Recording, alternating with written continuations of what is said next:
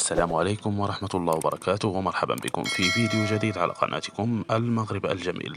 باريس سان جيرمان يدشن أكاديمية جديدة في المغرب. أعلن نادي باريس سان جيرمان عن تدشينه أكاديمية جديدة في المغرب في إطار سياسة توسعه حول العالم، بالإضافة إلى تطوير علامته التجارية وفتح العديد من المتاجر. وحسب موقع فوت ميركاتو، سترى أكاديمية باريس سان جيرمان النور على الأراضي المغربية مطلع شتنبر القادم، حيث ستلعب هذه المبادرة الرياضية دورا كبيرا في تحفيز الشباب على لعب كرة القدم، خاصة وأن المغاربة يغمرهم حب الساحرة المستديرة. وتقع الأكاديمية في مدينة الدار البيضاء، حيث ستوفر للوافدين ملاعب بمواصفات عالمية تليق بحجم النادي، مما يسمح له باستضافة الشباب الذين تتراوح أعمارهم بين 4 إلى 18 عاما.